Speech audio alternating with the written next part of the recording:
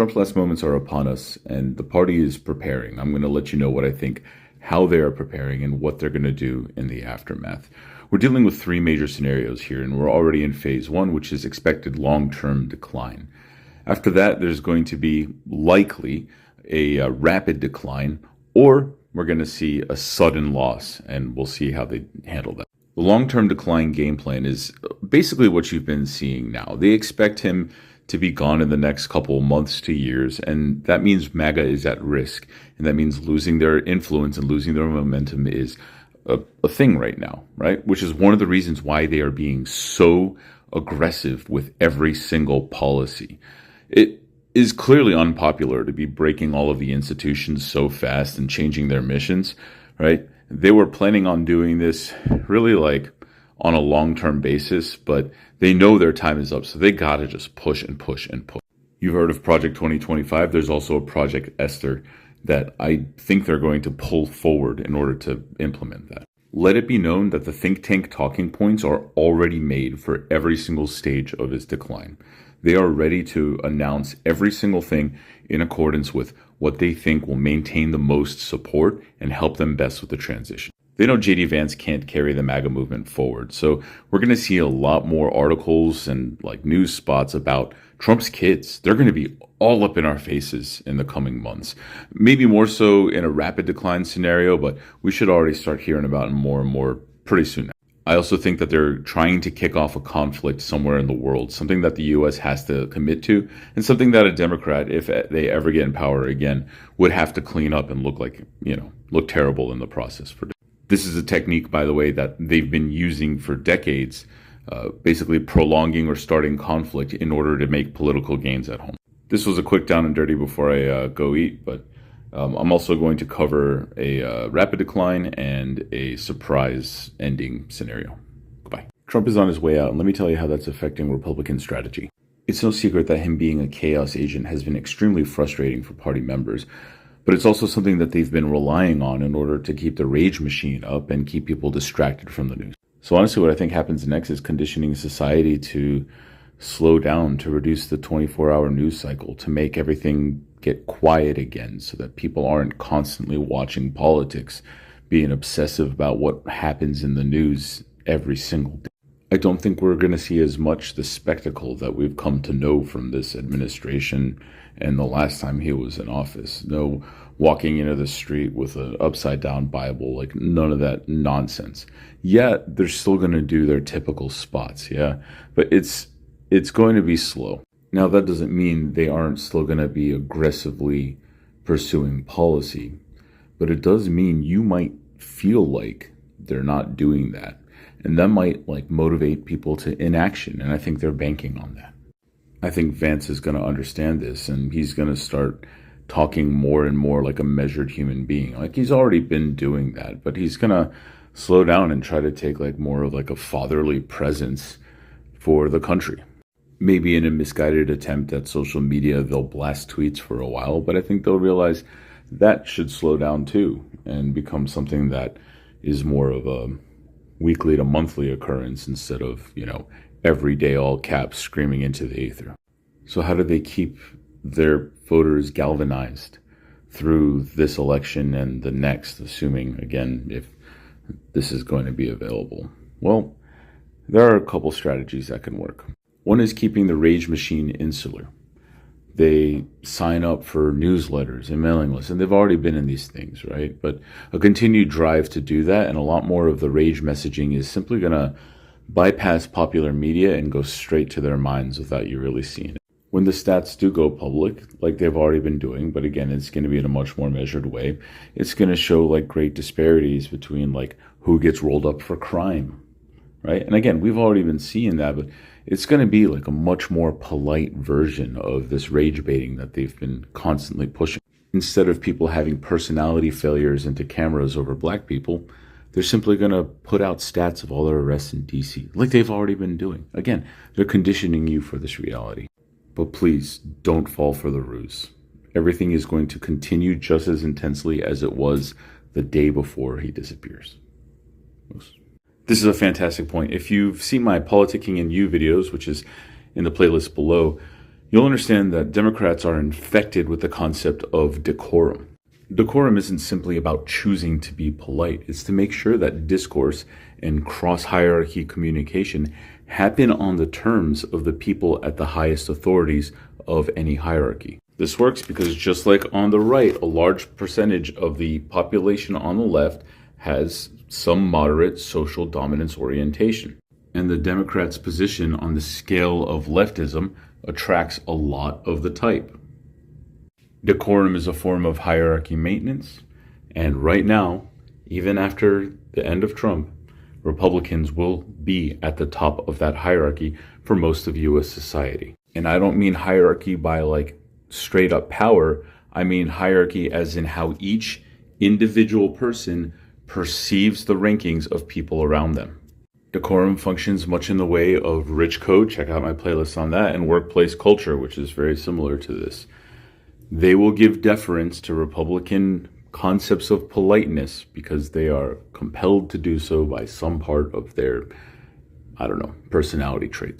The pressure needs to remain high on them so they don't return to the comfortable place they were in back in the Obama and Bush years. Luckily for us, we have a lot more and a lot louder people who have pierced the veil. Jasmine Crockett, great example. AOC, great example.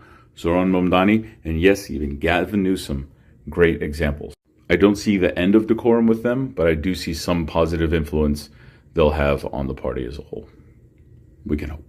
Trump's going to leave the office soon, and one of the planning factors in that is sending troops to Venezuela to so-called fight the cartel.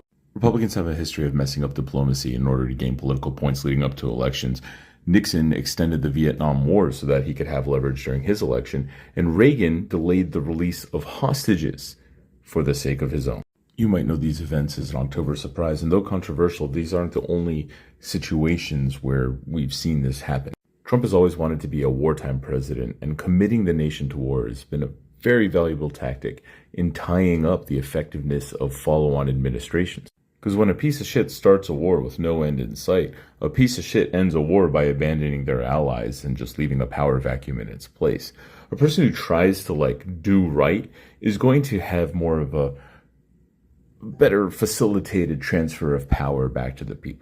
Part of the reason it took so long to close out of Iraq and Afghanistan is because the damage to people done when leaving a power vacuum can be as bad as the beginning of the war. And we definitely saw that a bungled Afghanistan departure, which was orchestrated by Trump with negotiations with the Taliban, not even talking to the ANA, by the way, right? That we saw the damage done to the people of that society. It continued to get cracked down. Starting a war in Venezuela or somewhere else is a surefire way of getting people to give deference to J.D. Vance. So he's the commander-in-chief. He needs the authority and the, space to be able to handle that problem. And of course, he's going to use that authority to continue enacting Project 2025 and all the other heinous shit that they're trying to do. They don't give a shit about Venezuela or the cartels or the drugs. If they did, there's plenty of scientifically viable solutions that we have had that can be implemented entirely in the United States and without violence. It's called legalization, by the way. Anyway, I hope this helps. He's going to kick the bucket soon, probably before the term is up. Let's talk about a rapid decline in health scenario. We actually know how he's going to behave because we've seen him with COVID. Firstly, we'll see a whole bunch of quiet from his social media. No outings, very little talking. They're just going to leave us in mystery, as if nothing's really happened. When he does come out, it's going to be in very short bursts, just enough to last through a moment of lucidity. Once he's done with those, he's going to go back to looking like Neo in the battery pods in the Matrix, just filled with tubes, running drugs all up into his system. We're going to see right-wing media talk extra calm, like they're trying to shush people and shut down any sort of conspiracies about his health.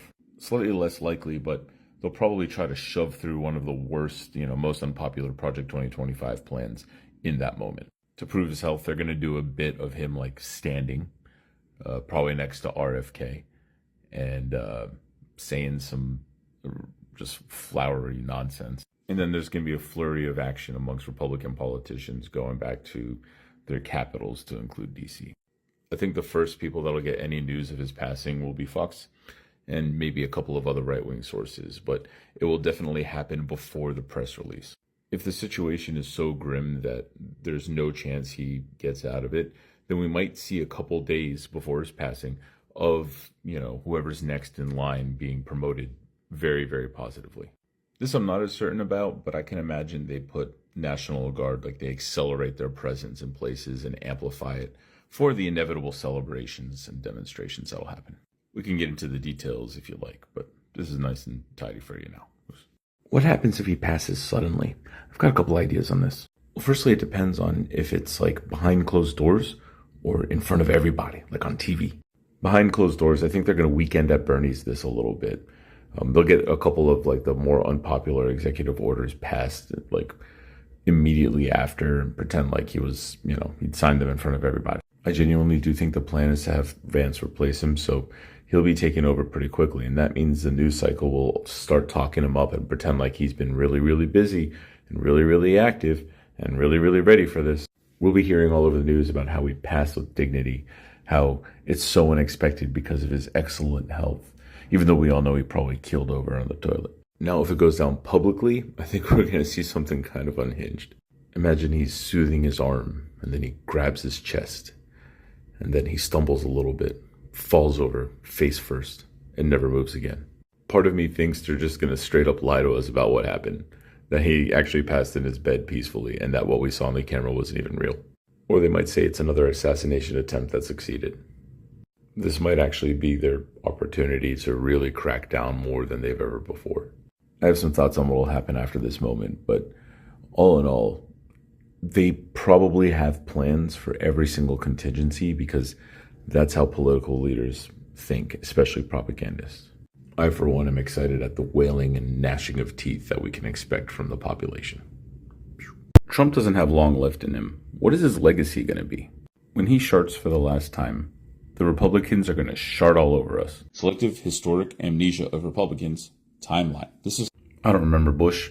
Do you? Yeah, neither do they. And that's by design. Bush should be on every American's mind every single day. But we've largely forgot about him and the nonsense that he threw us into. So you'd think Trump would be even more intense, right? Nope. We're going to forget about him just like we forgot about Bush. They're going to use doublethink to paint Trump as the hero that saved America while simultaneously pinning all of the most heinous, unpopular things that the right disagrees with too on Trump. This is going to be gradually metered out to the point where when 2028 comes around, almost nobody is going to be talking about Trump. And you might be staring at my phone in disbelief right now at this silly moose saying silly things. But American society, by and large, forgot about Trump in 2024 too. Even the left were blaming Kamala and Biden for things that almost entirely remained within the time frame of the Trump administration, or credited Obama and Hillary for the same things, or for Bush. Check out that video, by the way, it'll tell you. They've successfully made you deprioritize the impact of Republican leaders for decades now, and they're going to succeed at doing it again unless you stay vigilant.